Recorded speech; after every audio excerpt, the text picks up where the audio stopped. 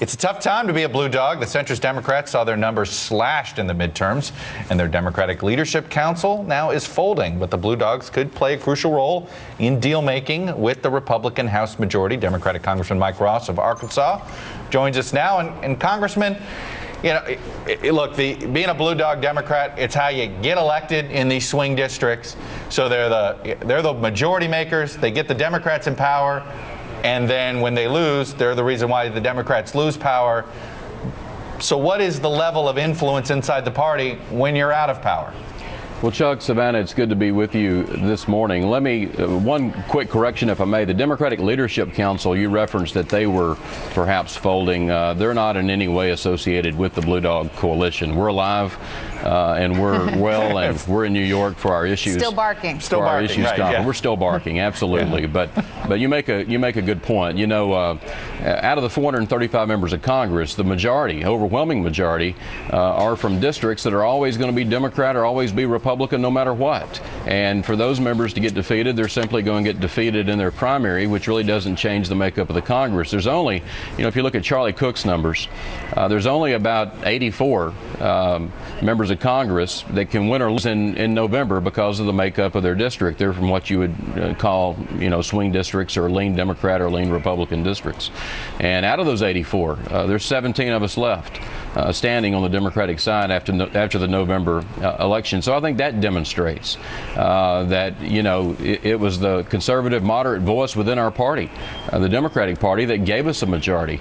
And when we lost the independents, we lost the majority. So it's not really Democrats or Republicans that provide either body with a majority. And the Republicans would be smart if they learned that lesson, which I don't think the Democrats learned nearly well enough, which led up to our defeat. And the bottom line is it's the independents. The independents decide who's going to control Congress. We had them in 06, and obviously we lost them in 2010. The Blue Dogs are conservative Democrats, moderate Democrats, and we want to find ways to work with both parties and the administration. We believe the majority of the American people are in the middle. That's where we are, and we want to bring all the extremes of both parties together to recognize we're Americans first and to meet many of the tough challenges facing this country today. So where do you think the Blue Dogs will come down on an issue that's going to become very relevant coming up in a few weeks, which is the debt ceiling, whether or not the debt ceiling should be raised? Well, you know, the Republicans now have a majority in the House, so they're the governing party. It's up to them to put the votes on the board to raise the debt limit. Most economists tell us if it doesn't happen, there could be serious economic repercussions from that. I can tell you this, that I could not support raising the debt limit unless it's tied to serious spending cuts. That's part of what we did in meeting with President Clinton yesterday. He presided over the last balanced budget this country's ever had, and so we were looking to him for ideas on how we can get this spending under control, pay down our debt, and reduce our deficits. Because if we don't, the levels that we're operating at now are just, quite frankly, unsustainable. Congressman, Bill Clinton and the DLC rose together. They both needed each other back in 1989, 1990, 1991, when the DLC was challenging the DNC at the time, the Ron Brown, Ted Kennedy wing of the Democratic Party. And now it's going away. And you were very quick to hey, don't associate us Blue Dogs with the DLC. I guess I got to ask you, how did the DLC lose its way? You know, I don't know the answer to that. I've never been that involved with the Democratic Leadership Council. Why not? I mean, that seems to be actually. I would argue, if you're not, you're a blue dog. So if you've not been involved in the DLC, isn't that say something about the DLC?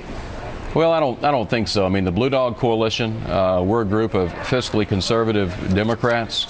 There were 54 of us before the election. Now there's 26, and with Jane Harman's recent announcement that she'll be leaving Congress, I guess there will be 25 of us. But I think you got to remember, you know, our focus is on the Blue Dog Coalition, and that's where our time and our energy has been spent.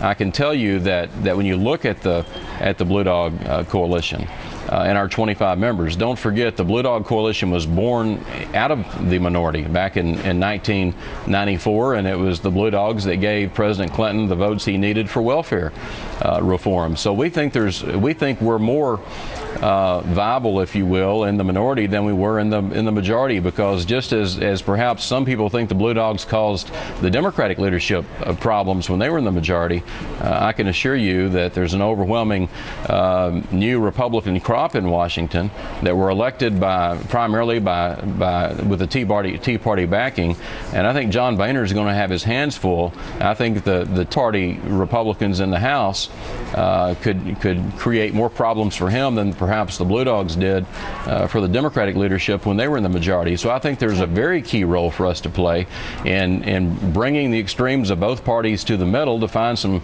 common sense solutions to many of the problems that face us today as it relates not only to the budget and the debt and the deficit, but also the economy and jobs and putting people in this country back to work. And we welcome that opportunity.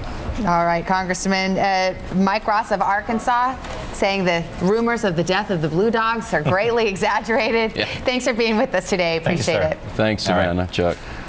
Well, which member of Congress